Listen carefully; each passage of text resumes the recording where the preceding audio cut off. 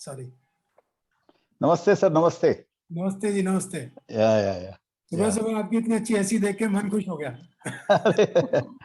मेरा सौभाग्य है सर कि आपके साथ सुबह सुबह मेरी वार्तालाप हो रही है, आप और आपके सब फ्रेंड्स लोगों के साथ में। Very good. Good good good. हाँ, तो अतुल स्टार्ट करें? Yes, sir. हाँ। Hello, everyone. I am Atulya Singhal, your today host. This session is on wealth creation through smart investing, which is organized by Finage Consultant Private Limited. It's a great pleasure for us to welcome you all to this virtual knowledge session. Now, I would like to introduce Mr. Vijay Kumar Goel, who would be the moderator of this session during next 1 hour. Mr. Vijay Kumar Goel is a chartered accountant, specialization in project financing and structuring of organization with a post-qualification experience of around 30 years. He was appointed as non-official director in Indian Bank. Currently, he is independent director in Atul Auto Limited and governing body member in Bharati College. In case you have any question particular on this topic, share with us through chat box option and we would taking that at the end. Without taking further time, I invite Mr. Vijay Kumar Goel to take the session further and introduce Dr. Vijay Kedia, who is our eminent speaker for today's session. Over to you, sir. Thank you Atul. Thank you, sir. विजय केडिया जी का वैसे वो बनाना introduce करना जरा थोड़ा सा सूरज को दीपक लगाने वाला होगा, लेकिन कुछ चीजें मैं इनके बारे में बता देता हूँ। ये लास्ट 30 इयर्स से इन्वेस्टिंग में है and he is invested, all his investments are in the equity shares and मेरा इनसे ताल्लुका जो मिलना हुआ वो अतुल ऑटो के बोर्ड में हुआ और इनकी वाइब्रेंसी देख के और इनकी चेहरे की हंसी देख के तो मुझे लगा कि he is the most successful man in terms of equity as well as he do lot of pranayama and yoga and he is expert in that also. That's why he keeps it so cool himself that I can't tell you. और थोड़ा सा वैसे तो Marwari family को belong करते हैं, एक इनकी इन्वेस्टमेंट स्ट्रेटजी है जो इस पे आज ये ड्वेल भी करेंगे। 2-3 चीजों में मैं चाहूंगा कि ये ड्वेल करें। एक तो इनकी इन्वेस्टमेंट स्ट्रेटजी है स्माइल के नाम से, which says small in size, medium in experience, large in aspiration, extra large in market potential. और दूसरा ये देखते हैं कि he is looking for always investing in the good management, very good management and honest management. And third is about the product potential and product potentials. So basically these three are the strategies. Maybe he may be adding 3-4 more in this session. And I would like him to dwell on 2-3 more things also. One is at times we think that we should adopt a short-term strategy or a long-term strategy. People are deviated because of seeing the lot of profits in the short term, and they fall into trap of that short-term profit. Second, critical life in his journey in the life.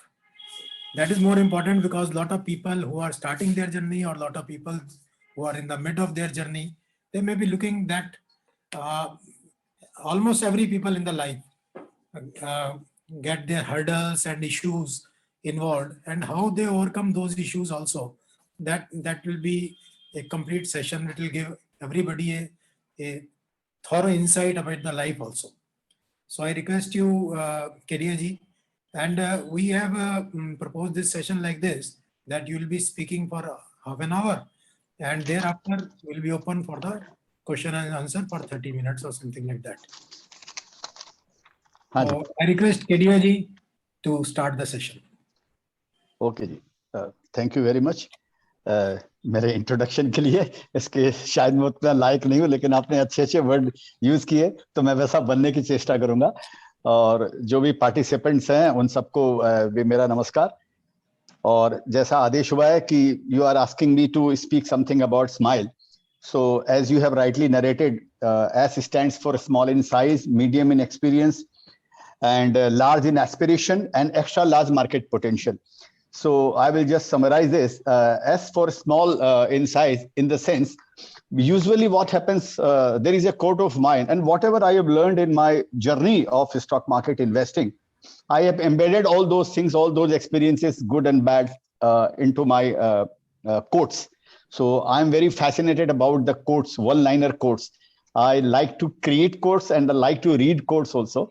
So I have created all those quotes which are full of my rise and fall and experiences. And I keep on posting them on Twitter. So the one of the quote says that stock market is like an ocean. Many people, they go just to chill out and just to spend their time, just to wet their feet और तफरी करने के लिए जाते हैं.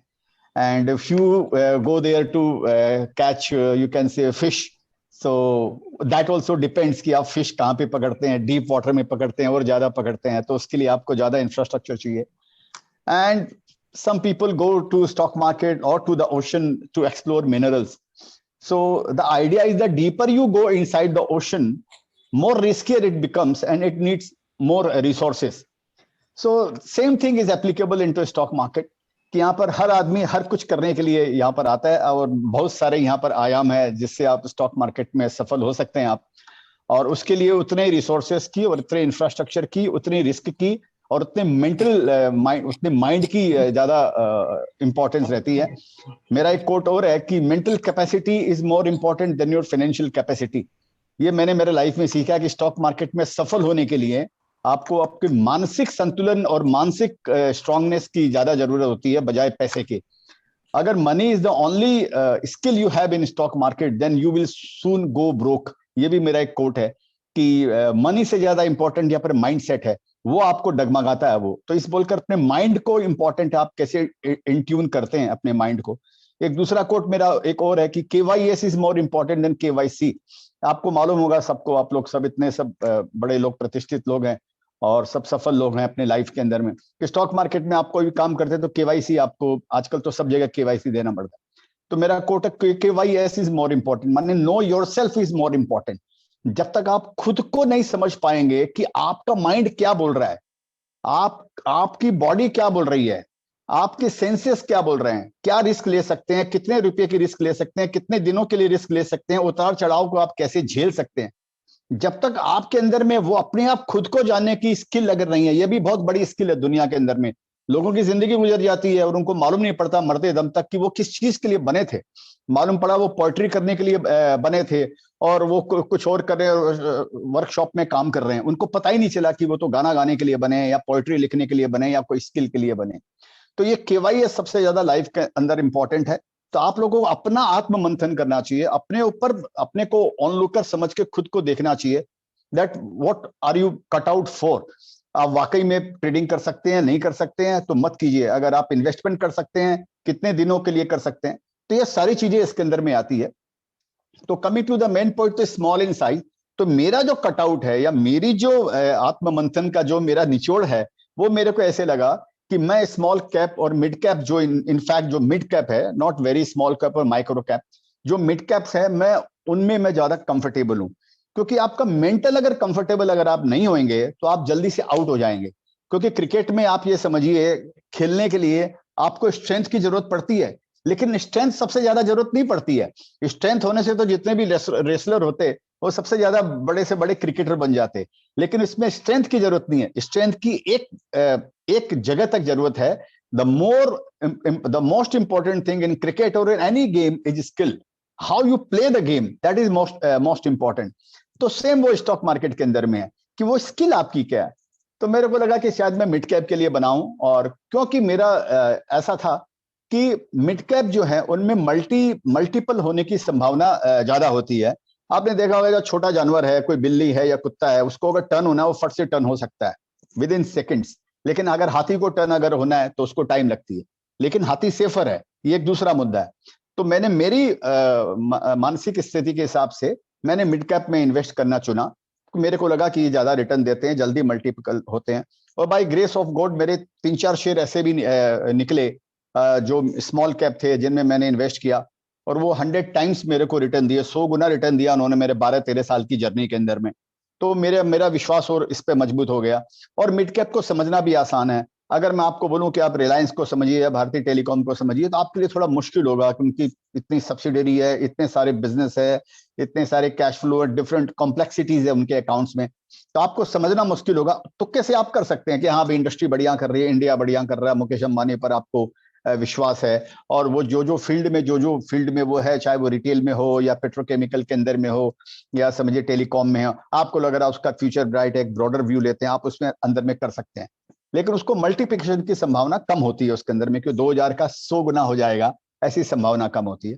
तो मैंने mid cap को चुना, तो मैंने उसमें ये निकाला कि स्मॉल इन साइज, कि जो कंपनी स्मॉल इन साइज हो कंपेयर टू पीयर्स, ये जो अपने पीयर्स के हिसाब से स्मॉल इन साइज हो, लेकिन खाली स्मॉल इन साइज से मतलब नहीं है। तो उसका आगे जो मैंने वर्णन दिया है उससे you will get a clarity that why do I invest in mid caps. तो small is in size and medium in experience. So why I said medium in experience? Because usually I don't invest in an IPO. I don't remember that last time when did I invest in any IPO. For the simple matter कि I'm not against IPOs and all. Because क्या होता है कि IPO के अंदर एक तो अगर मैनेजमेंट अगर नया है और उसको एक्सपीरियंस नहीं है, तो देखिए हम जिंदगी में, हम लोग सब लोग जिंदगी में, हम लोग उतार से ज्यादा सीखते हैं, चढ़ाव से ज्यादा नहीं सीखते हैं लाइफ के अंदर में। मेरा एक कोट भी है कि when we are right we earn, when we are wrong we learn. तो हम एक्चुअल में सीखते हैं जब भी है जब हम लाइफ में, जब हम रॉन्ग होते हैं या जब हम गिरते हैं। तो ये इट डिपेंड्स, ये सारे जितने भी ह्यूमन है उन सबका ये सेम नेचर है और सेम तरीका है सीखने का, कि आदमी गिरावट में सीखता है। तो इस बोलकर मैं एक नए मैनेजमेंट पे इसके लिए नहीं करता हूं कि जब तक मेरे मन में ऐसे आता है, क्योंकि जब तक वो मैनेजमेंट 2-3 बार गिर नहीं चुका अपनी लाइफ में, और उसने बड़े राइज एंड फॉल के और इकोनॉमी के राइज एंड फॉल के जब तक उसने साइकिल नहीं देखे हैं, तब तक वो परिपक्व नहीं है, तब तक वो पक्का नहीं है, वो मेच्योरिटी नहीं है उसके अंदर में, ही इज फ्रेजाइल। और मैंने स्टॉक मार्केट में भी ये बोलता हूं कि if you haven't seen 2 bear market या at least 1 bear market, drastic bear market, if you haven't seen in your life, if you haven't faced a bear market in your life, till then you are fragile, तब तक आप बहुत नाजुक स्थिति में हैं, और जितना भी पैसा आपने कमाया है वो सब आप खो सकते हैं। क्योंकि अपनी सफलता को तेजी मार्केट की के कारण, the money, the kind of money you are making, that is not your skill. Please remember, ये market is giving you this opportunity to make money. It is not your skill that is making money. So that is why I said कि experience जो है वो medium होना चाहिए।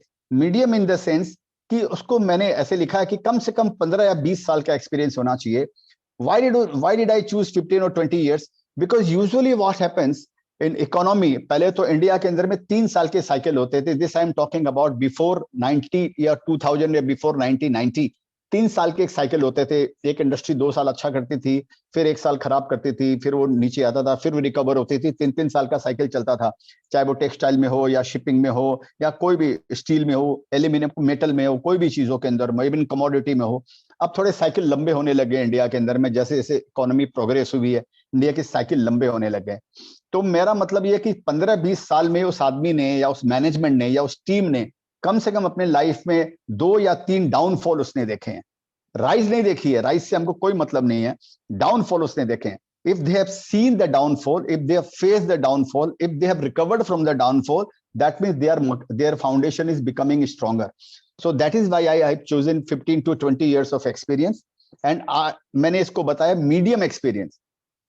That also is important for me to clarify कि in the sense कि suppose किसी company को 40 साल का एक्सपीरियंस है या 50 साल का एक्सपीरियंस है, फिर भी वो कंपनी स्मॉल कैप है। ये जरा मैं समझा सकता हूँ शायद, अगर ठीक से तो आप इसको समझिए कि अगर समझिए 40-50 साल से कोई कंपनी है और मैनेजमेंट को 40-50 साल से का एक्सपीरियंस है, 3rd जनरेशन लगी है, लेकिन अभी भी टर्नओवर 500 करोड़ में पहुंचा है या 1000 करोड़ के अंदर में पहुंचा है, समझिए, इसका मतलब उसने अपनी एक्सपीरियंस का फायदा नहीं उठाया।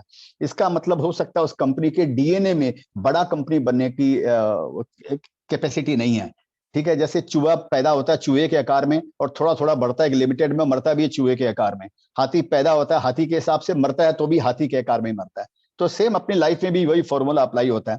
हर आदमी के डीएनए में नहीं होता है कि स्मॉल से मिड बन जाए, मिड से हर आदमी रिलायंस नहीं बन सकता है या भारती नहीं बन सकता है या टाटा स्टील नहीं बन सकता है, टाटा नहीं बन सकता है। बहुत चुनिंदे लोग हैं। अगर आप देखेंगे 1960-70 से, तो जो 3-4 जो ग्रुप टॉप, चाहे बिरला हो या टाटा हो, जो रहते थे, उसके बाद में नीचे के सारे साफ हो गए, ये 2-3 लगे रह गए। अभी तक आज बिरला चल रहा है समझिए, या टाटा चल रहा है। बाकी नीचे के जितने थे वो सब चाहे गरवारे थे या मफतलाल थे और या जेके सिंघानिया थे, शाहू जैन थे उस समय, और थापर थे, सब साफ हो गए, सब दिखते नहीं, 100 में भी नहीं दिखाई देते। तो मतलब ये है कि अगर आपको 50 साल का एक्सपीरियंस है और अभी भी आप स्मॉल इन साइज हो, जो मेरा पहला वाला कोट है, स्मॉल इन साइज हो, तो शायद आपके डीएनए में बड़ा बनने का नहीं है। हम यहाँ पर वेल्थ कब क्रिएट कर सकते हैं? जब स्मॉल साइज की कंपनी बड़ी बनती है, जब एक चींटी यहाँ पे हाथी बनती है, तब हम पैसा कमा सकते हैं, वेल्थ क्रिएट कर सकते हैं। पैसा कमाने से मेरा मतलब है, सारे ये कॉन्वर्सेशन में रहेगा, creating wealth. Making money is a different thing, creating wealth is a different thing. तो इस बोलकर ये एक्सपीरियंस बहुत जरूरी है कि उस मैनेजमेंट के डीएनए में है कि नहीं है। और तीसरा है लार्ज इन एस्पिरेशन। ये भी एक इंपॉर्टेंट बात है कि समझिए मैनेजमेंट के डीएनए में है बड़ा बनने का, वो उसको ट्रिक मालूम है, उसको उसने 3-4 बार लाइफ के उतार चढ़ाव भी देख लिए हैं, और स्मॉल इन साइज में सब कुछ है उसको लेकिन लार्ज इन एस्पिरेशन, लेकिन उसको एस्पिरेशन नहीं है बड़ा बनने का। एक लिमिटेड साइज के आने के बाद में जनरली ऐसा देखा गया 99% जो एंटरप्रेन्योर रहते हैं, एक स्टेज पे आने के बाद में उनकी जो फायर इन द बेली जो हम बोलते हैं वो खत्म होने लग जाती है, क्योंकि लाइफ के 30-35 साल तो स्ट्रगल करते हुए गुजारते हैं। फिर 10-15 साल उनको लगता है कि एक आयाम पे आया और एक थोड़ी सी छोटी साइजेबल उन्होंने बनाई, तब तक मालूम पड़ा वो 55-60 वो लोग क्रॉस कर गए। तो फिर थोड़ी सी शारीरिक प्रॉब्लम होती है, या समझिए कुछ मानसिक भी प्रॉब्लम होती है, लोग रिटायरमेंट की डीमोटिवेट हो जाते हैं। बच्चे भी बोलने लग जाते हैं कि अरे dad, you have done a lot of thing in your life, you see where we were, कहां से काम आ गए, now we have got car, Mercedes है, गाड़ी है, बंगला है, और हॉलीडे जाते हैं, यूरोप जाते हैं, सब करते हैं। तो अभी क्या करना है लाइफ के अंदर? जहां लोग ये सोचने लग जाता है कि अभी क्या करने का, पैसे का क्या मूल्य है, जहां आदमी ऐसा सोचने लग जाता है कि पैसा का क्या करने का है, पैसे का क्या मूल्य है, वहां उसकी ग्रोथ खत्म हो जाती है, फाइनेंशियल ग्रोथ खत्म हो जाती है। हो सकता है स्पिरिचुअल ग्रोथ चालू होती हो, लेकिन हम शेयर होल्डर स्पिरिचुअलिटी में पैसा नहीं कमाते, हम लोग फाइनेंशियल ग्रोथ पे पैसा कमाते हैं। तो उसका वो एस्पिरेशन जिंदा होना बहुत जरूरी है कि सपोज वो एक रीजनल कंपनी है कि हाँ भाई मैं कंपनी हूं, मैं रीजनल हूं, अभी मैं इंदौर में मेरा मार्केट शेयर इतना है, फिर वो बात करेगा चलो मेरा एमपी में मार्केट शेयर इतना है, फिर उसके एस्पिरेशन होना चाहिए कि मेरा इंडिया में मार्केट शेयर इतना है, फिर सोचना चाहिए मेरा ग्लोबल स्केल में मेरा मार्केट शेयर कितना है। ये एस्पिरेशन अगर उसमें लगातार जैसे जैसे ग्रोथ होती है, वैसे वैसे एस्पिरेशन अगर उसका बढ़ता रहता है, तो वो ग्रोथ कंपनी में जिंदी रहती है, और ये शेयर होल्डर के लिए वेल्थ कमाने के लिए बहुत जरूरी है। तो large in aspiration most important point. और लास्ट जो है वो है एक्स्ट्रा लार्ज मार्केट पोटेंशियल। कभी क्या होता है कि कंपनी में साइज भी है, एक्सपीरियंस भी है और एस्पिरेशन भी है, लेकिन उसका मार्केट साइज ही उतना नहीं है, उसका मार्केट साइज ही इतना छोटा है कि वो क्या करेगा, वो कहां से रास्ता निकालेगा। मैं आपको एक एग्जांपल देता हूं कि जैसे समझिए इंडिया के अंदर में अगर मैं आपको पूछूं कि वो जो क्या वो एयर कूलर क्या बोलते हैं, एयर कूलर ना, जो एयर कूलर जो कंपनी बनाती है, एयर कूलर की सबसे बिगेस्ट कंपनी इंडिया में कौन सी है? तो शायद आप सबको मालूम होगा कि सिम्फनी बोलकर एक कंपनी है गुजरात की, वो एयर कूलर में इंडिया की सबसे बड़ी लार्जेस्ट कंपनी है इंडिया के अंदर में एयर कूलर बनाने के लिए। अब आपको समझ कर ये सुनकर शायद थोड़ी सी हैरानी होगी कि इतने बड़े इंडिया के अंदर में, और वो सिम्फनी जो मार्केट लीडर है उसका सेल्स कितना है? 1200 करोड़ रुपया का, 1200-1300 करोड़ के आसपास उसकी सेल्स है। अब जस्ट इमेजिन वो 1000-1200 करोड़ की सेल में वो लार्जेस्ट प्लेयर बन गया। तो ये मार्केट साइज अगर उसका नहीं बढ़ेगा जब तक, क्योंकि पहले एसी लगाना भी बड़ी बात मानी जाती थी, अब घर घर में एसी लगने लग गए, तो एयर कूलर का मार्केट शेयर एसी खा रहा है। जैसे जैसे ग्रोथ बढ़ रही है या जैसे जैसे लोगों में इनकम बढ़ रही है, तो लोग प्रेफर करते हैं कि हम एयर कंडीशन लगाएं। तो 10 साल में अगर आप ग्रोथ देखेंगे तो एयर कंडीशन के अंदर में फिनोमिनल ग्रोथ आई है बजाय एयर कूलर के। एयर कूलर में भी ग्रोथ आई है, ऐसा नहीं है, लेकिन अब वो ऐसे, तो ये खाली एग्जाम्पल के लिए बात कर रहा हूं, मेरे को सिम्फनी से कोई लेन देन नहीं है या कोई एयर कंडीशन कंपनियों से लेन देन नहीं है। मार्केट साइज जरूरी है। अगर 1000 करोड़ में मालूम पड़ा मार्केट साइज है आपका 2000 करोड़ और आप पहुंच गए 1000 करोड़ में, इसका मतलब अब आपका आगे पीछे सेचुरेशन आने वाला है, क्योंकि 100% तो आप मार्केट शेयर कैप्चर कर नहीं सकते हो। ये है कि उसके अंदर में जो अनऑर्गेनाइज जो मार्केट जो है एयर कूलर का, वो उसको ज्यादा डेंट कर रहा है, उसके कारण वो ग्रो नहीं कर रहा है, एक्चुअल मार्केट ज्यादा होगा। तो ये भी देखना बहुत जरूरी है कि मार्केट साइज कितना बड़ा है। तो मैं जनरली बोलता हूं कि try to find a fish in the ocean, not a crocodile in the pond. क्योंकि क्रोकोडाइल का पॉन्ड बन के मतलब नहीं है, आपकी जो लिमिटेशन है, आपकी जो धुरी है, that is very small. Become a fish और हंट ए फिश। एक फिश में पैसा लगाओ जिसके नापने के लिए पूरा समंदर है जिसके पास में, then only you will make money. The moment the as the fish will grow, you will also grow. If a management cannot become a billionaire, we shareholder cannot become a millionaire. So ये smile का पूरा concept ये है, और ये चारों एक दूसरे से रिलेटेड है। ये एस और एम और जो एल और ई जो भी है स्माइल, ये आपस में एक दूसरे से रिलेटेड है। This is what I have felt in my life. This is what I have implemented also in my life. Luckily, I have chosen those companies which have really become from an ant to you can say a dog, if not an elephant. They are work in progress. तो इसमें संजोग से इसके अंदर में मेरे को 3 मेरे शेयर ऐसे थे जिन्होंने 100 टाइम्स मेरे को 100 गुना मेरे को रिटर्न दिया, खाली इसी थ्योरी के ऊपर में, तो जो मैंने आपके साथ में शेयर की है। और दूसरा आदेश दिया मेरे को गोयल जी ने बोलने के लिए क्या, कि देखिए एक कोट और मेरा है कि invest in a sunrise industry at any cost and divest और exit from a sunset industry at any cost. इसका मतलब बड़ा सिंपल है कि हमको जो शेयर होल्डर हम लोग हैं, we are not married to the company, we are not promoters. तो हमारा उनके साथ में हमारा कोई इमोशनल बॉन्डेज नहीं रहना चाहिए हमारा उन लोगों के साथ में। ये कस्टमर और एम्प्लॉय और एम्प्लॉयर का जैसे रहता है, या कस्टमर का और समझिए शॉपकीपर का जैसे एक रिलेशन रहता है, हमारा वो रहना चाहिए इनको। तो we don't marry the stock, ये बोलने के लिए of course we hold them for long term, and long term there is no definition of long term. I will tell you, there are some stocks which I am holding for last 20 years, and there are some stocks which I exited in within 5 years also. So there is no fixed theory that how long one should hold into the stock. As long as the company is doing good, and as long as the management is not taking any foolish decisions, we should stick into the company. तो मेरा मतलब ये है कि sunrise industry के अंदर में अगर एज ए इन्वेस्टर मेरे को कोई शॉप फ्लोर में काम नहीं करने का, या मेरे को कोई काम नहीं करने का, मेरा एक कोट और भी है कि investing is a sacred business, इससे पवित्र कोई बिजनेस नहीं है until you abuse it. इसका मतलब ये है कि हम एज ए शेयर होल्डर, मैं फुल टाइम इन्वेस्टर हूं, और मेरा काम खाली यही है कि अभी सोचिए अगर मैं आप लोग के जैसे, गोयल जी जैसे, आप लोग के जैसे पढ़ा लिखा भी नहीं हूं, तो मेरी वेरी लिमिटेड मेरी क्वालिफिकेशन है, और तो न मेरे में कोई ऐसी स्किल है कि मैं शॉप फ्लोर पे, न इंजीनियरिंग आता है, न अकाउंटेंसी आती है, न फाइनेंस का मैनेजमेंट मेरे को आता है, और ऐसा मेरे में कोई अलग से कोई मेरे में प्रतिभा नहीं है। फिर भी मैंने शेयर बाजार किया, और समझिए 30-35 साल से मैंने शेयर बाजार किया, और मैंने एक ही जगह शॉट मारा। मैंने जैसे बोलते हैं ना, आप 10,000 किक मारते हैं अलग अलग जगह, तो एक भी जगह आप इंपैक्ट नहीं बना पाते हैं, लेकिन एक ही जगह 10,000 अगर आप शॉट मारते हैं तो पहाड़ भी गिर जाते हैं। ठीक है, तो मैंने खाली मेरे लाइफ में यही मेरा स्किल रहा कि मैं एक ही जगह 10,000 शॉट मारा, या पूरा लाइफ में एक ही जगह मैं शॉट मारते रहा। तो इस बोलकर जो भी मैंने सीखा है, तो मेरा काम है लाइफ के अंदर में सोचना, खाली थिंक करना। Thinking is my passion, thinking is my skill, thinking is my academical qualification.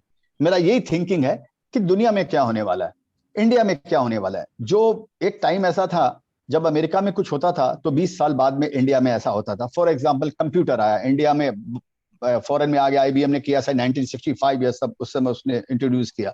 India के अंदर में 85-87 में आया, राजीव गांधी लेकर आए, जो भी आया उस समय कंप्यूटर आया। तो वो 20 साल बाद एक ट्रेंड होता था। आजकल क्या होता है कि अब वो है वो थोड़ा नैरो हो गया। वो अभी जो अमेरिका में हो रहा है 2-3 साल बाद यहाँ हो जाएगा। जैसे आप यहाँ पर देख रहे होंगे, जैसे फ्लिपकार्ट है, अमेजोन बैठा 2000 के अंदर में, अमेजोन की शायद स्थापना 98 या 99 में कुछ भी होगी। फ्लिपकार्ट भी आया फिर 2006, 7, 8 में कुछ आया होगा, समझिए। ऐसे ही उबर आया, यहाँ पर ओला आया, एयरबीएनबी आया, तो यहाँ पर ओयो आया। इसी तरीके से अब जो यूएस में हो रहा है वो अब तो साथ साथ होने लग गया। कुछ चीजें तो पहले भी हो सकती है यहाँ पे, पहले तो फिर भी नहीं होता, क्योंकि रिसर्च बेस्ड जो है वो यूएस के अंदर में हमसे ज्यादा है।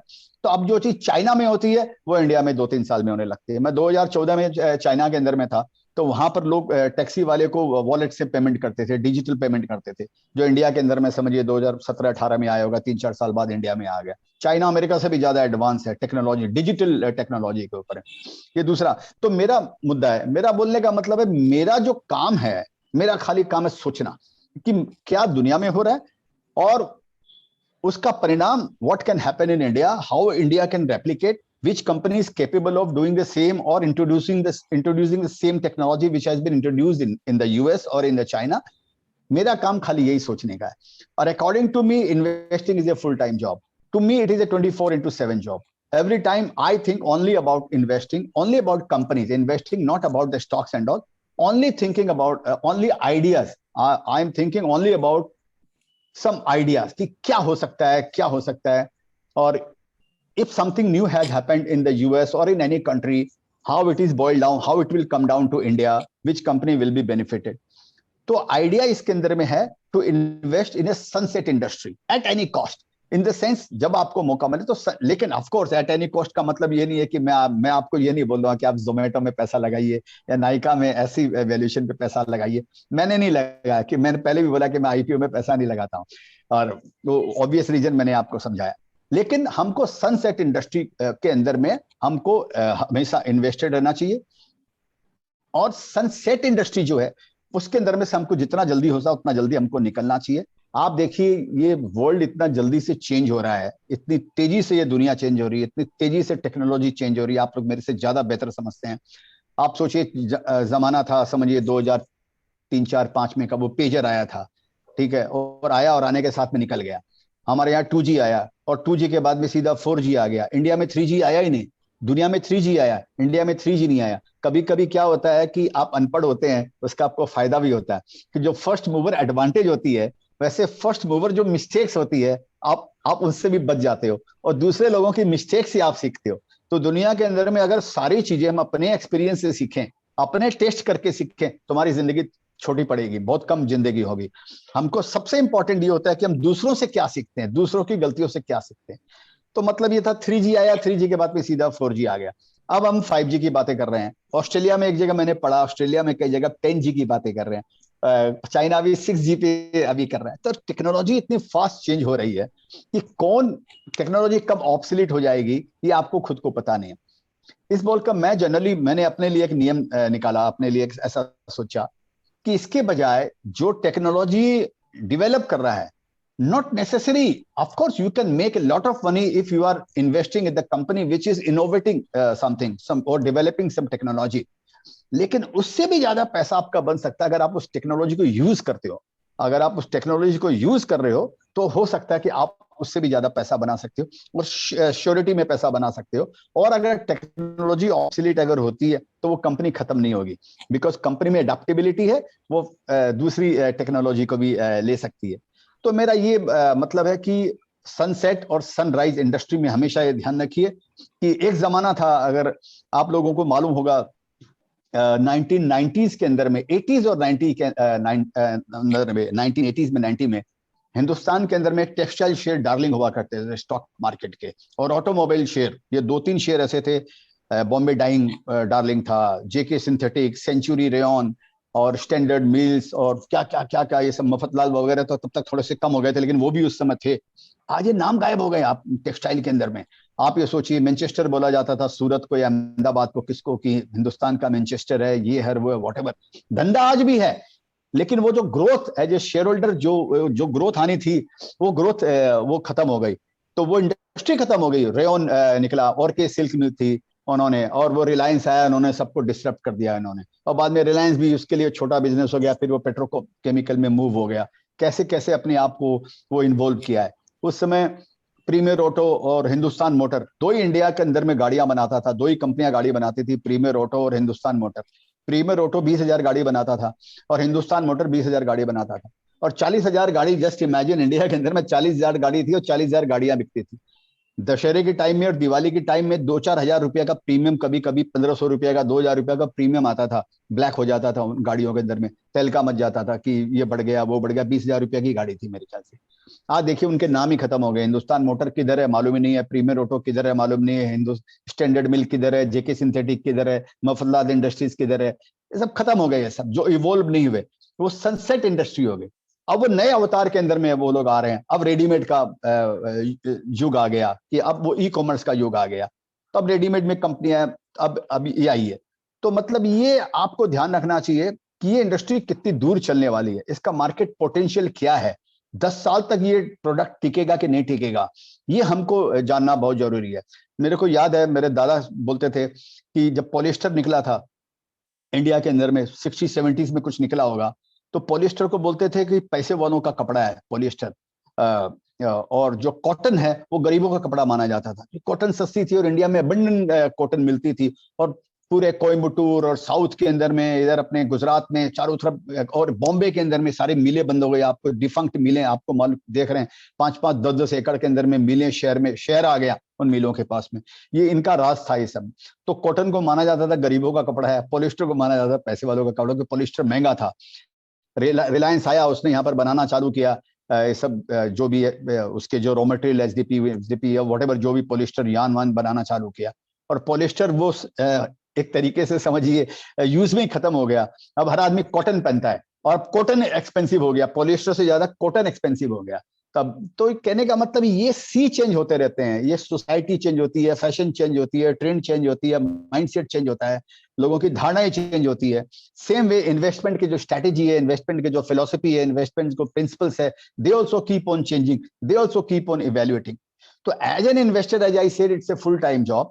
If you think that you are working in a shop, working in a office, or you are a professional, so you are doing your CA ka practice also, and at the same time you can be successful in stock market, I have my own doubt. Successful ka theory bhi alag hai. Suppose you have invested 5 lakhs rupees in stock market and you think you are making 50,000 rupees or 1 lakh रुपया कभी आ गया, 2 लाख रुपया आ गया, कभी चला गया। अगर आपके लिए फन है तो वो एक दूसरी बात है, लेकिन आप सोचो मैं 5 लाख का 50 लाख कर लूं, और ये 5 लाख का मैं 5 करोड़ करूं, और something like this over the years, तो आपको थोड़ा इसमें फुल टाइम जॉब होगा आपके लिए। ये ऐसा मेरा मानना है। फिर भी डिफरेंट आदमी में डिफरेंट स्किल हो सकती है। तो मेरा बोलने का मतलब ये कि ये सनसेट और सन राइज इंडस्ट्री, ये ध्यान रखिए। और एक मेरे को गोयल जी ने बताया है जर्नी, मेरी अपनी जर्नी। टाइम कितना हो गया मेरे पास? टाइम है क्या सर? कितना टाइम हो गया मेरे पास? घड़ी नहीं, अच्छा सुन नहीं रहा। अच्छा एनीवे, मैं समय देखता हूँ, 11:41 हो गया, 45 मिनट हो गया सर। तो अभी मैं मेरा खत्म करता हूँ, क्वेश्चन आंसर के लिए करें अपने 5 मिनट का बोल सकते हैं। अच्छा ठीक है, अब मेरे को पता ही नहीं चला कितना टाइम निकल गया। अच्छा, तो मेरी जर्नी तो कोई खास नहीं है। ऐसा है कि अभी अपनी जर्नी क्या बताऊँ, तो मैं शुरू किया। ऐसा है कि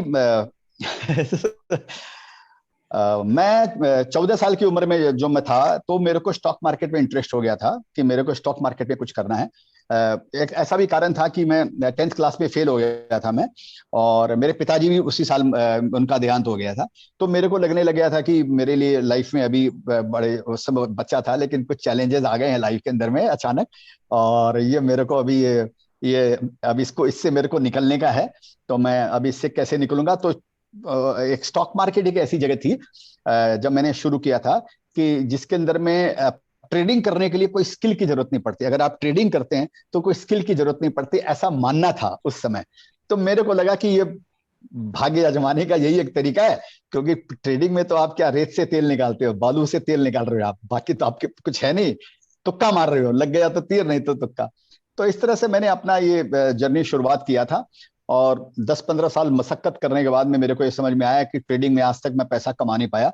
और मेरे पास में एक टाइम ऐसा भी था कि दूध पीने के लिए भी, मेरे बच्चे के दूध के लिए भी पैसे नहीं थे। तो यहाँ वो उस दिन मेरे को ये समझ में आया कि शायद ये मैं इसके लिए बना हुआ नहीं हूँ। वहां से मैंने अपना फोकस है जो मैंने इन्वेस्टिंग में चेंज किया, और मैं इन्वेस्टिंग के लिए मैंने I started investing, or whatever little bit I started my career with zero because we don't have any money। और लेकिन उस समय क्या होता था कि ट्रेडिंग के अंदर में आप काम करते हो तो यू हैव टू पे इन 15 डेज। आज जैसे T+1 या T+2 का साइकिल, उसमें 15 डेज का साइकिल था।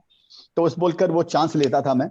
तो 10-15 साल में कुछ पैसा जमा नहीं हुआ, तो एक बार जो भी मेरे पास छोटा मोटा पैसा, जो भी 25-30 हजार रुपया जो भी जमा हुआ 15 साल की मशक्कत के बाद में, वो मैंने एक शेयर में लगाया, और उसमें वो मेरा पैसा 4-5 गुना हुआ। वहां से मेरे को मोटिवेशन हुआ, एंड वहां से आज तक का जर्नी मेरा यही रहा कि फिर मैं इन्वेस्टिंग में लग गया।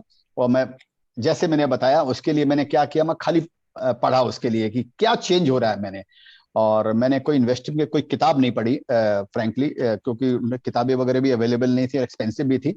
तो ट्रायल एंड एरर करते रहा, और लोगों को देखता रहा। सबसे बड़ा मेरे को एक जो स्किल शायद मैं ऐसा सोचता हूँ ईश्वर ने जो दिया है वो है ऑब्जर्वेशन का। अगर मैं कुछ अगर मैं ये अपने आप को अगर जज कर सकता हूँ, मैं शायद ऑब्जर्व ठीक करता हूँ लोगों को, मैनेजमेंट को, उनकी बॉडी लैंग्वेज को, वो क्या बोल रहे हैं, उसमें कितना सही लेना, कितना छोड़ना, कितना झूठ है, कितना सही है, उसको आंकना और उसके बाद में उस पर काम करना। Courage is more important, this is what I have also understood in life. अगर आपके पास में नॉलेज, करेज एंड पेशेंस, आपके पास में ज्ञान है, आपके पास में पेशेंस है, लेकिन करेज नहीं है, अगर आपके पास में लगाने के लिए 5 लाख रुपए इन्वेस्टमेंट करने के लिए, और आपने अगर 5,000 रुपया का अगर शेयर्स लिया है, तो वो अगर 5,000 का अगर 20,000 भी हो जाएगा तो आपके ओवरऑल उसमें कोई फर्क नहीं पड़ेगा। That courage is more important. और सबसे ज्यादा इंपॉर्टेंट है मैनेजमेंट, मैनेजमेंट, मैनेजमेंट। अगर कोई मैनेजमेंट ऑनेस्ट नहीं है, अगर अपने वेल्थ को वो शेयर नहीं कर सकता है, और अगर वो शेयर होल्डर कोई खाने की चेष्टा करेगा, उसमें हम पैसा कमा नहीं पाएंगे। सही भी हो जाएंगे हम, तब भी हम बड़ा पैसा नहीं कमा पाएंगे। जैसा मैंने पहले भी बताया, if management, if a promoter doesn't become a billionaire, we won't become a billionaire. तो उसकी कुंडली समझना अपनी कुंडली से ज्यादा जरूरी है, उसके डीएनए में वो है कि नहीं। तो ये है। अभी क्वेश्चन आंसर के लिए मैं तैयार हूँ। बीच में मैं एक बार थोड़ा सा इंटरप्ट करूंगा कि जो वारेन बफेट के पार्टनर है, उन्होंने एक एलएमएस किताब लिखी है, पता नहीं आपने पढ़ी है कि नहीं पढ़ी है। नहीं पढ़ी, हाँ जी। तो मैं चाहूंगा कि वो किताब आप और हम मिलके लिखें। लिखें? लिखें या मतलब उसका उसका प्रारूप इंडिया के लिए भी तैयार करें, उस टाइप का। क्या नाम बताया सर किताब का नाम? मेरे को एकदम पार्टनर का नाम अच्छा, एलएमएस बाद में बताएं। मैं आपको बाद में भेज दूंगा। हाँ प्लीज तो, प्लीज प्लीज। हाँ, तो वो जो वारेन बफेट के पार्टनर थे, सेकंड पार्टनर जो थे, चार्ली मंगर, हाँ हाँ चार्ली, हाँ तो हाँ उनकी किताब है और एक्सीलेंट हाँ। किताब है। तो अपन क्या इंडिया के लिए तैयार करते हैं ऐसी किताब। अच्छा जी, ठीक है जी, ठीक है, ठीक ठीक है। तो है। हाँ जी, अब एक एक करके जो जो पूछना चाहे तो उनका फिर ऑन कर देना, जो हाथ खड़ा करें या कैसे करेंगे। Yes, sir. Yes, sir. Sure. Guys, any question, you can share on chat box or share a hand. I can unmute them.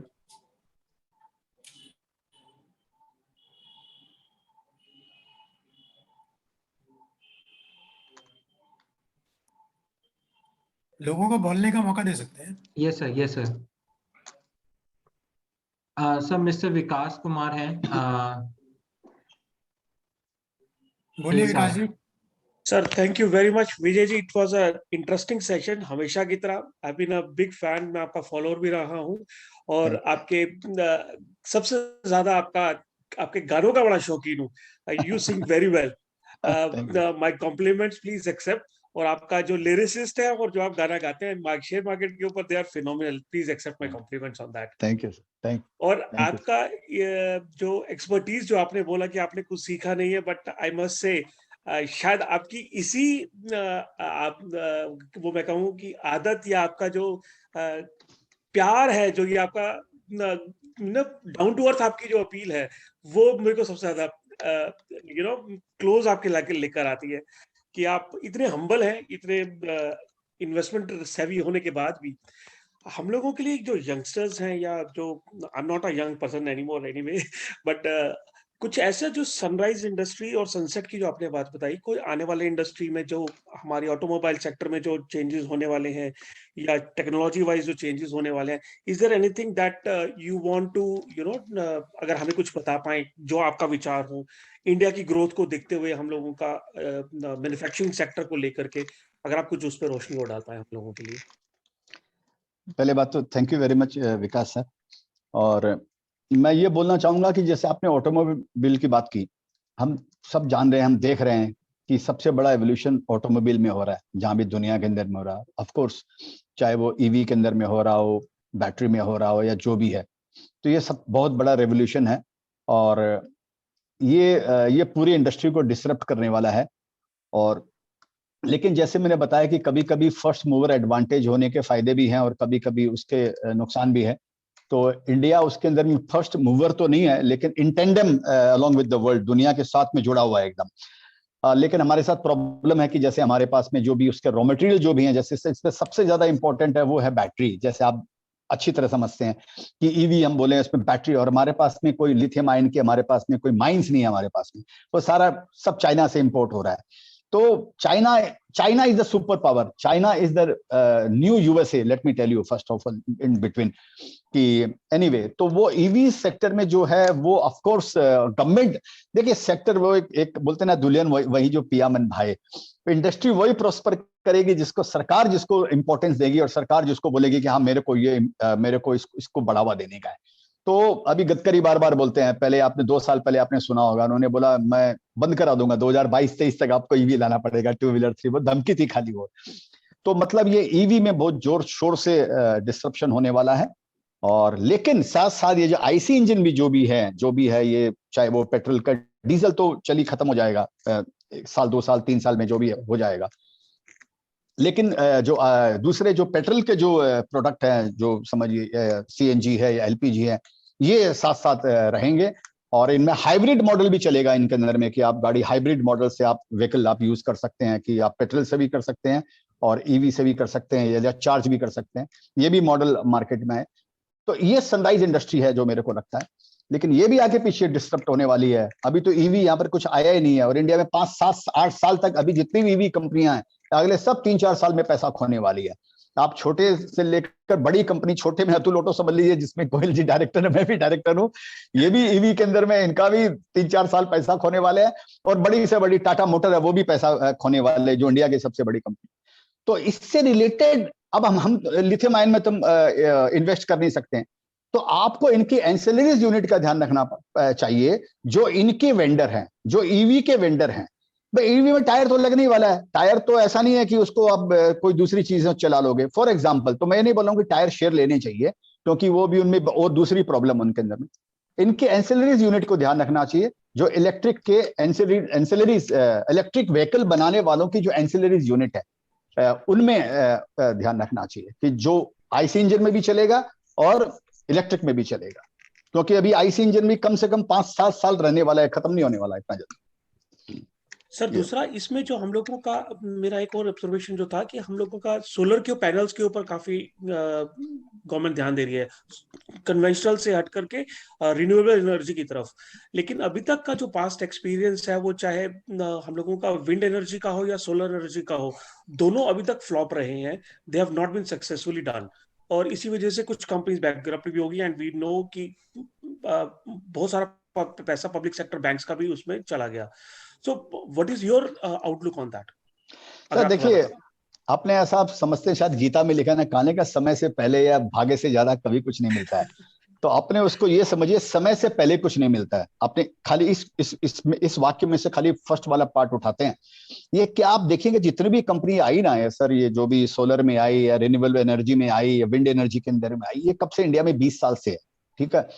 तो ये थोड़ी कुछ समय इंडिया के अंदर में ऐसा गरीब है, 14 रुपए के अंदर में आप पावर बेचते थे। आप जस्ट इमेजिन, सोलर पावर का कीमत था 14 रुपया यूनिट आप बेचते थे 2005, 6, 7 में जब आया।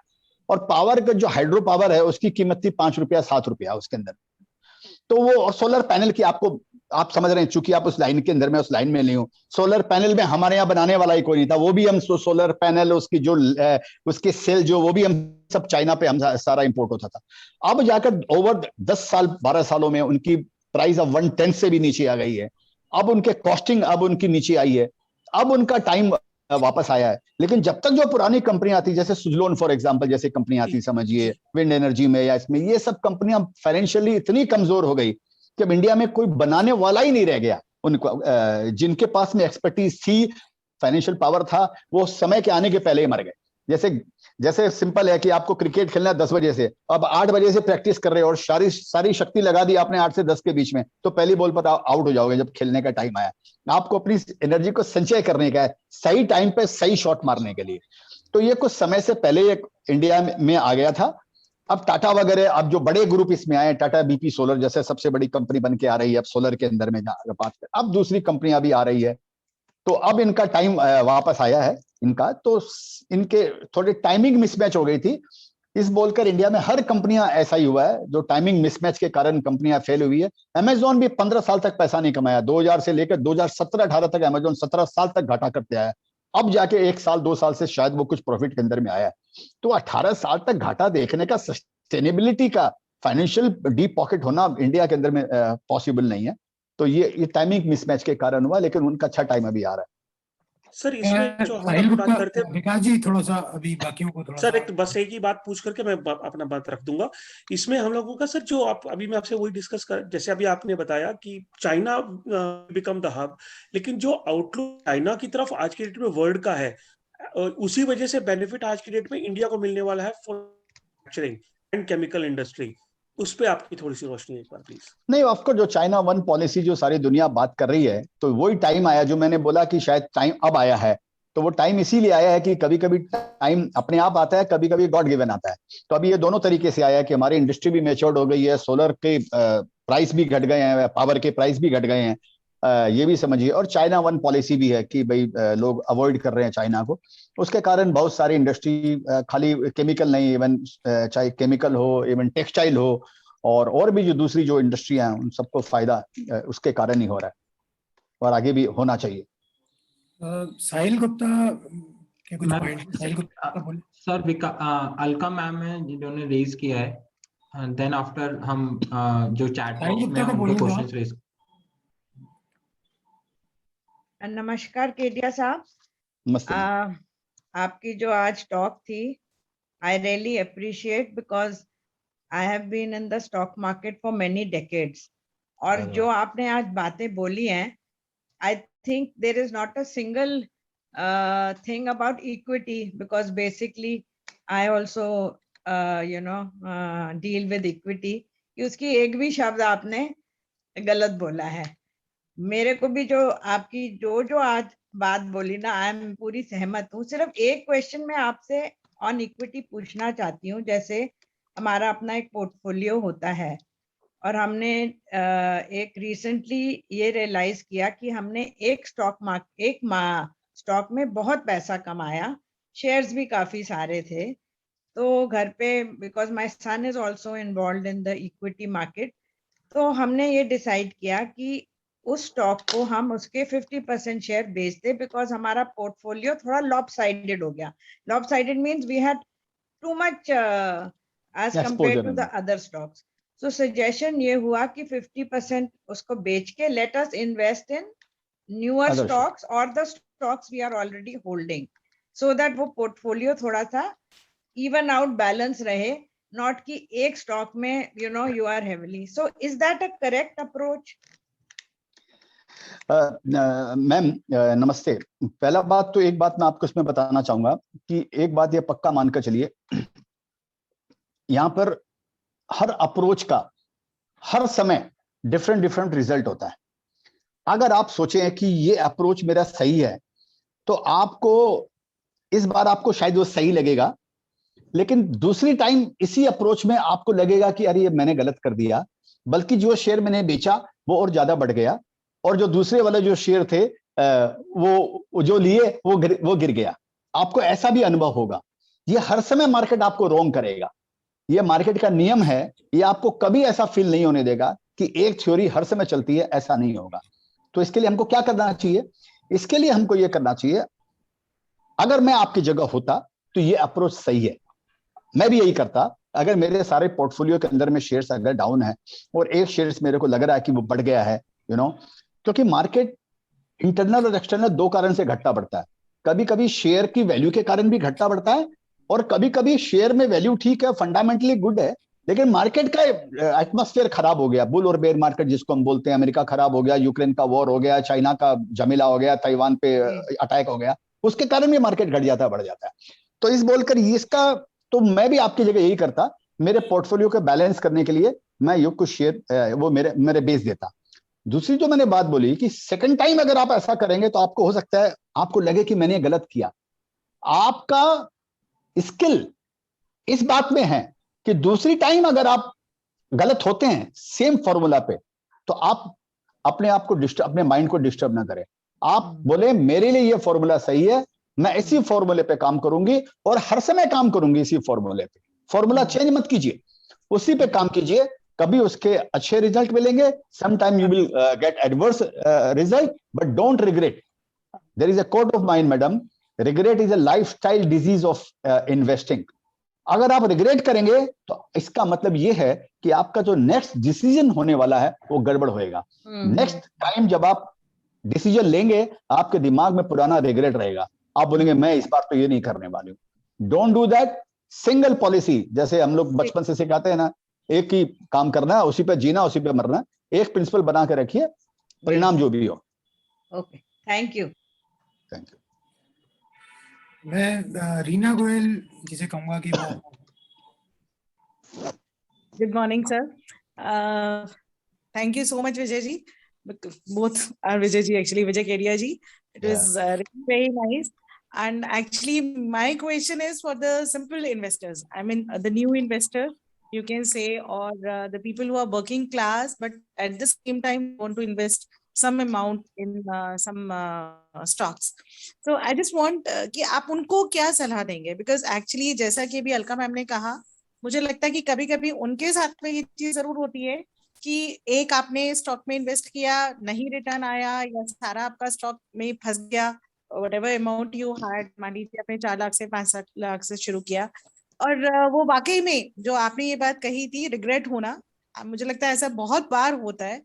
बट हाउ टू, मतलब ये मुझे इससे ज्यादा लगता है, यू कैन से कि मैं भी इसी तरीके की हूँ, थोड़ा थोड़ा करके डरते डरते लगाना और फिर निकालना, वो निकालने का जो टाइम है वो समझ नहीं आता कभी भी कि when I should actually either go for the stop loss, और या फिर ओके जितना प्रॉफिट आ गया आप उसको लें और निकलें, वो चीज नहीं आती है। तो हाउ टू, और दूसरी चीज ये कि कैसे सनराइज कंपनीज के लिए हम स्टडी करें, किसी भी कंपनी को क्या चीज देखें, because there few which layman can understand, so there must be some pointers.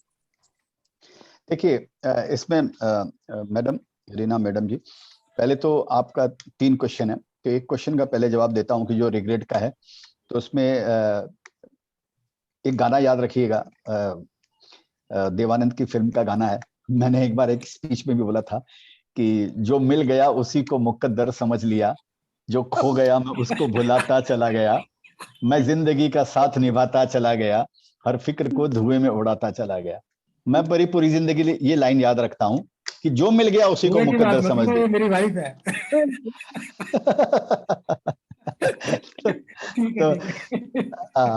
तो ये आप ध्यान रखिएगा, इसको भी एक गीता के वाक्य समझ लीजिए इसको, कि मार्केट में रिग्रेट आपको होना है, उसकी मेरे को परवाह नहीं करनी, पहला बात। दूसरा, एग्जिट की जो स्ट्रेटेजी है उसमें मैडम आप एक चीज ध्यान रखिए कि जैसे समझिए आप किसी शादी में जाते हैं और खाने के लिए, और बुफे लगा रहता है समझिए, और आजकल तो ये मैक्सिकन काउंटर, इटालियन काउंटर और जापानीज काउंटर और तंदूरी काउंटर, 50 काउंटर है, 250 डिशेज हैं, पूरा बड़ा, कई मैरिज में ऐसा होता है, या आप और भी कई मैरिज में जाइए, समझिए काउंटर पे 50 चीजें लगी हुई है, ठीक है, आप क्या सारा खा लेते हैं क्या? नहीं, आप खाते हैं, तो आपको क्या है समझिए, आपको अगर पनीर अच्छा लगता है, थोड़ा पनीर ले लेंगे, थोड़ी दाल ले लेंगे, थोड़ी कोई चिकन का, अगर कोई नॉन वेज है, एक चिकन की डिश ले लिया, एक चावल ले लिया, रोटी ले लिया। हमको खाना तो वो 400 ग्राम ही है ना मैडम, हमको पूरा बुफे तो खाने का नहीं है। उसके बाद में आप क्या करेंगे, वो पूरा बुफे जब तक नहीं खत्म होगा आप वहां रुकेंगे तो नहीं ना, आप अपनी प्लेट को डाल देंगे उसमें और आप अपने निकल लेंगे, भाई मेरा पेट भर गया। सेम फॉर्मूला इन्वेस्टिंग के अंदर में लगाइए, यहाँ पर कोई फिक्स रूल नहीं है, कोई आदमी कुछ भी आपको बोले, कोई फिक्स रूल नहीं है। जब आपका पेट भर जाए, लेकिन इसके पीछे it is backed by study, आपको यह समझना चाहिए कि क्या इसका सैचुरेशन पॉइंट आ गया है क्या। किसी भी शेयर्स को प्रॉफिट के लिए बेचना मेरे ख्याल से अच्छी बात नहीं है, ये मेरा अपना मानना है। जब तक उसकी ग्रोथ पूरी नहीं होती है, जब तक वो 100 मीटर की रेस अगर वो दौड़ रहा है और आप अगर 40 मीटर में निकल गए तो आपने 60 मीटर की रेस को भी आपने मिस किया। लेकिन इसके लिए बैक्ड बाय स्टडी है, इसके पीछे आपकी स्टडी होना जरूरी है, शेयर मार्केट में इन्वॉल्व होना जरूरी है। उसके लिए जो मैंने बोला 24/7 बिजनेस है, तब आपको वो चीज का थोड़ा सा पता लगेगा, तब भी सक्सेस रेट 40-50% है, तब भी यहाँ पर 80-90% सक्सेस रेट किसी जीनियस की नहीं है, यहाँ पे किसी के नहीं है। तो ये चीज आपको ध्यान रखना पड़ेगा। अभी आपकी जो भी आप मेंटल स्थिति में होंगे, अगर आपको लगे कि हाँ, लेकिन ये चीज जरूर ध्यान रखिए, छोटे प्रॉफिट में निकल के प्रॉफिट का लालच, आपको बहुत ग्रीडी बनना पड़ेगा बड़ा पैसा कमाने के लिए। And greedy is also not a dirty word. अगर उसकी ग्रोथ पूरी होती है तो आप उसमें से निकलिए, अगर ग्रोथ पूरी नहीं होती है तो आप उसमें से बैठे रहिए उसके अंदर में, और फिर आपको इरेजिस्टेबल हो जाए कि नहीं, मेरे को अभी रात को नींद नहीं आती, इतना प्रॉफिट मेरे को आ रहा है, तो आप उसमें से निकल सकते हैं। फिर दूसरे शेयरों में आपको लगाना पड़ेगा, इन्वेस्ट करना पड़ेगा। तीसरा क्वेश्चन था आपने पूछा जो नए इन्वेस्टर जो आते हैं, जो नए नए आते हैं, मेरा नए इन्वेस्टरों को स्पेशल सलाह है, और मैं ज्यादातर इंटरेक्ट करता हूं नए इन्वेस्टरों को ही इंगित करने के लिए, you to communicate with them because they don't understand the nitty gritty of stock market. They come with a dream that very soon, maybe in a fortnight or maybe very soon they are going to become a millionaire. That is the biggest myth. Success rate in stock market, in trading success rate is only 1%, and in investment also success rate is not more than 5 or 10%. So जो नया investor आता है उसको, जैसे मैं आपको पूछता हूं, अगर सपोज आप स्कूल से निकलते हैं, कॉलेज से निकलते हैं, या आप हाउसवाइफ है मैडम, और आपने कोई ट्रेनिंग नहीं ली है, और मैं आपको बोलूं चलिए आप गाड़ी चलाइए, आप गाड़ी चला लेंगे क्या? आप चलाएंगे तो गाड़ी को भी तोड़ेंगे और खुद को भी फोड़ेंगे। कहने का मतलब आप दोनों चीजों का नुकसान होने वाला है। तो आप बोलेंगे नहीं भैया मैं गाड़ी नहीं चलाने वाले, अभी तो गाड़ी ड्राइवर चलाएगा, मैं गाड़ी को पहले सीखूंगी इस एजेंसी में, इस जाके गाड़ी चलाना सीखूंगी, फिर आप गाड़ी चलाएंगे, राइट? शेयर बाजार में लोग ऐसा कोई काम नहीं करते हैं। वो कॉलेज से निकले, ऑफिस से निकले, कुछ भी काम छोटे छोटे निकले, बोले मैं शेयर बाजार करता हूँ। अरे हलवा है क्या, बाप का माल है, शेयर बाजार करता हूँ? कैसे करता हूँ भैया शेयर बाजार? ये फाइनेंशियल, यहाँ पर तो स्लॉटर फट से काट दिए जाओगे यहाँ पर। तो नए आदमियों को शुरुआत करना चाहिए मैडम म्यूचुअल फंड से। म्यूचुअल फंड में आप शुरुआत कीजिए, वो आपका इंटरेस्ट क्रिएट करेगा आपका, कि हर महीने आप कुछ पैसा लगा रहे हैं, 5,000 लगा रहे हैं, 10,000 लगा रहे हैं, 500 लगा रहे हैं, 50,000 लगा रहे हैं, 5 लाख लगा रहे हैं, वो आपको एक प्रेरणा देगा। अब आप सीखिए कि वो म्यूचुअल फंड कौन कौन से शेयर्स में इन्वेस्ट कर रहा है आपके भैया, आपने वो लिस्ट भेजता है मंथली आपको, आप उनसे सीखिए, अपनी स्टडी कीजिए, इसमें साल 2 साल लगाइए स्टडी करने के लिए, शेयर क्यों घटता है, क्यों बढ़ता है, न्यूज पढ़िए, आप अपने आप को एजुकेट कीजिए। आप मेरा एक कोट है madam, no academic degree can get you success in stock market. आप हार्वर्ड ग्रेजुएटेड है, MIT के इंजीनियर है, दुनिया के सबसे बड़ा नोबेल पुरस्कार विजेता है, आप शेयर बाजार में 0 रन पे आउट हो जाएंगे, कुछ नहीं कर पाएंगे आप, क्योंकि डिफरेंट साइंस है मैडम। ये अगर आप बहुत बड़े इंजीनियर हो तो आप क्या प्लेन चला सकते हैं क्या? नहीं चला सकते ना, एरोनॉटिक्स सीखना पड़ेगा, इंजीनियरिंग सीखनी पड़ेगी आपको, उसके लिए फ्लाइंग सीखनी पड़ेगी। सेम शेयर बाजार में, लेकिन 100% लोग यही समझते हैं वो शेयर बाजार ऐसे कर सकते हैं, उनको बच्चों का खेल लगता है। तो मेरा दूसरा कोट है कि market rewards you as per your perception. किसी चीज का नॉलेज नहीं है, वो आप काम कर रहे हैं तो आप गैम्बलिंग कर रहे हैं, आप समझिए आप जुआ खेल रहे हैं, आप इन्वेस्टमेंट नहीं कर रहे। और मेरे ख्याल से किसी का क्वेश्चन नहीं है ना सर साहिल गुप्ता जी का क्वेश्चन है, what top 5 things you look while you investing in a company? क्या टॉप 5 चीजें मैं देखता हूं? 5 things you look while you investing in a company.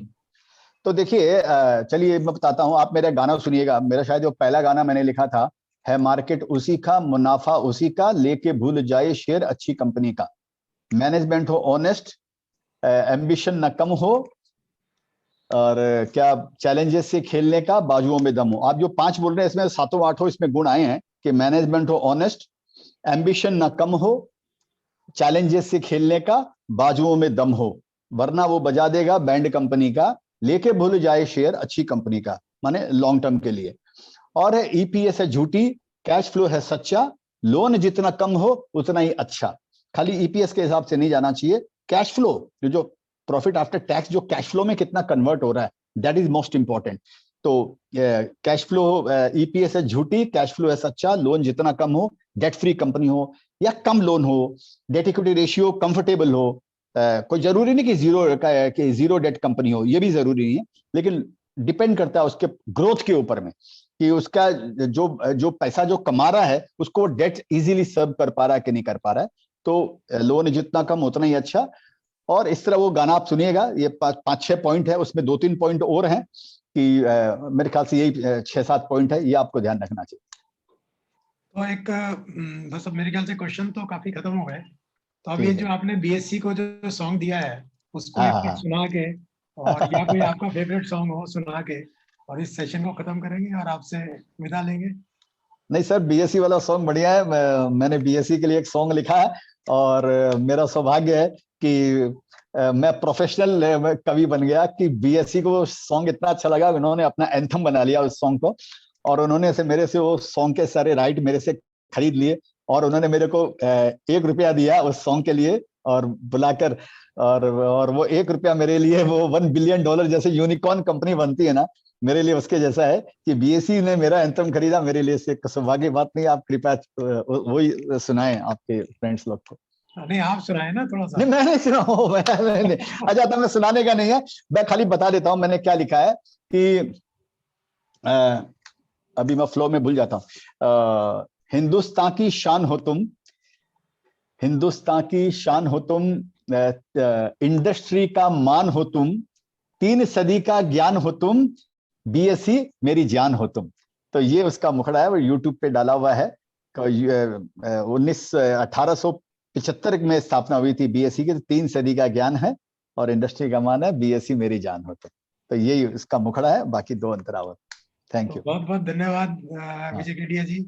हमारी इस टीम में अतुल्य जो है वो कर रहे थे। हाँ। और सुनील अग्रवाल आज आ नहीं पाए सेशन में, उनको मिनिस्ट्री में जाना पड़ेगा किसी काम से। तो ये हम लोगों ने एक प्रयास किया है और इस प्रयास को और आगे बढ़ाएंगे। और बल्कि इसमें venture capital, equity capital, private equity, इन सब इश्यूज पे भी आगे आगे सेमिनार करेंगे ताकि लोगों को उन सब चीजों की नॉलेज हो और नॉलेज की डेप्थ बढ़े। Yes sir. बाकी एक जो हमारा जो ध्येय है कि जो एक स्टेबल मार्केट्स होती है, चाहे वो बैंकिंग मार्केट हो चाहे वो स्टॉक मार्केट हो, वो स्टेबल होनी चाहिए और कंफर्टेबल पैसा मिलना चाहिए लोगों को। तो उसमें हम काम करते रहते हैं, तभी हमारी कंट्री जो है ग्रो कर सकती है और डेवलप्ड कंट्री बन सकती है। तो यस सर। बहुत बहुत धन्यवाद आप सब लोगों का, बहुत बहुत धन्यवाद जिन्होंने ज्वाइन किया। और मेरे ख्याल से आप सब लोग भी आगे इसको फॉलो करें और भेजें लोगों को। आगे भी सेमिनार करेंगे तो उसको भी ज्वाइन करें। धन्यवाद सबका। Thank you, thank you, thank you, नमस्ते। Okay, sir. Thank you so much. We can end this session now. ठीक है।